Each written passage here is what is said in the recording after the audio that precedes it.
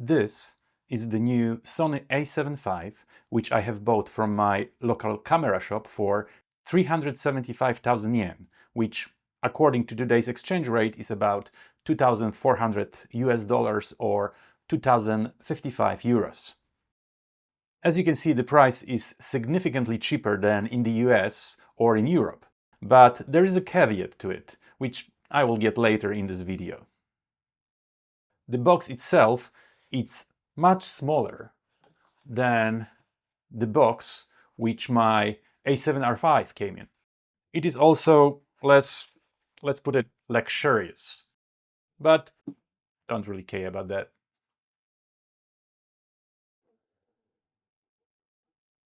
All right. This is what's included in the box.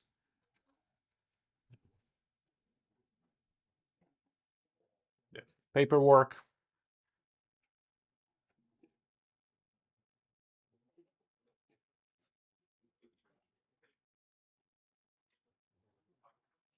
strap,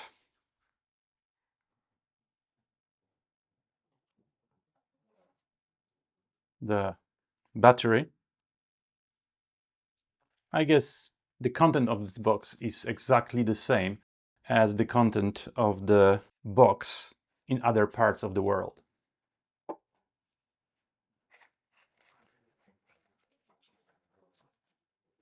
Shame on Sony that they didn't include battery charger.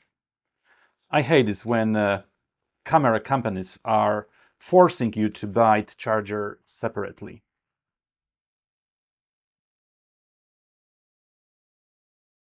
So I bought this camera to replace my Sony A7C II, which was a cool little piece of gear, but the screen and the viewfinder didn't have enough resolution, which prevented me from enjoying this otherwise great camera.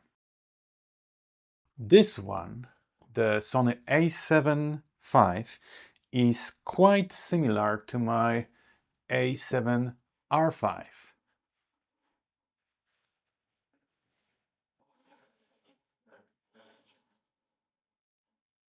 I wonder if the cage from my 7R5 will fit the A7V. I'm gonna check it later.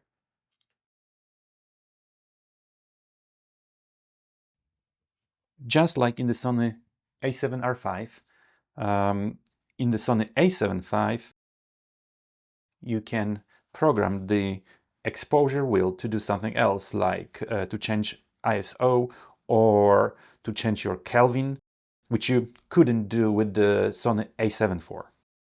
Pretty cool.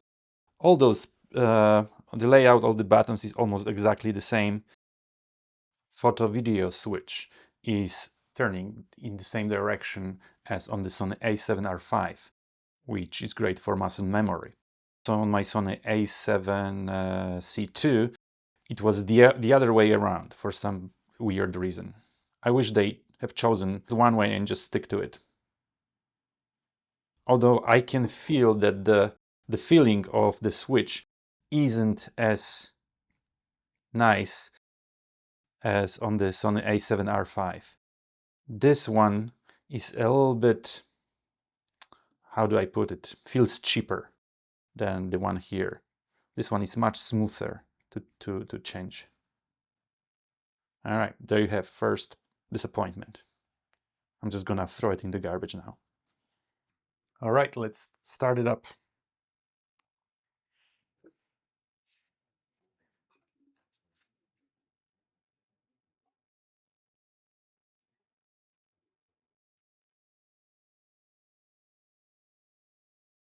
As expected, the battery is drained. So this gives us opportunity to try the power bank and see if it's gonna work while charging.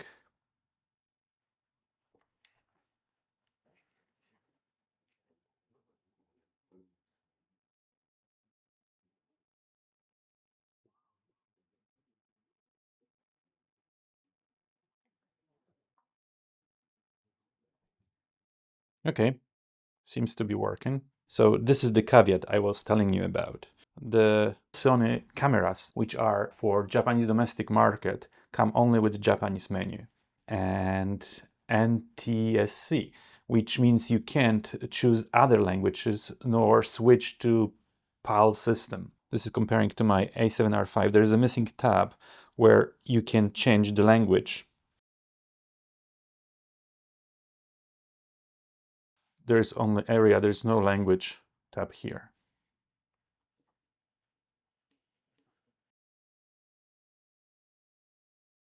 Nevertheless, let's see if we can do something about it with the, let's call it creative computing. For now, let's focus on other aspects of this camera. So one of the new cool additions to this camera are the new creative looks, which are film 2 and film 3, which were previously only available in the Sony RX1R3. And now we have them here too. Pretty cool. What else?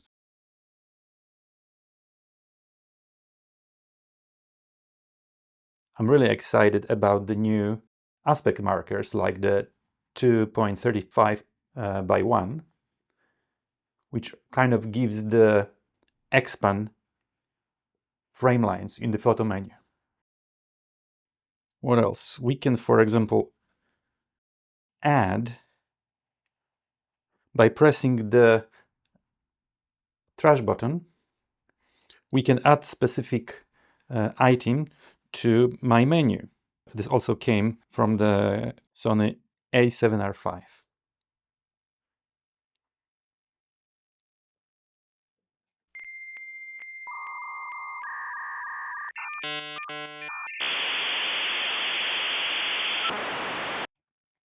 Unfortunately, even though I was able to unlock other languages on my A7R5 and A7C2, the process didn't work with the A75.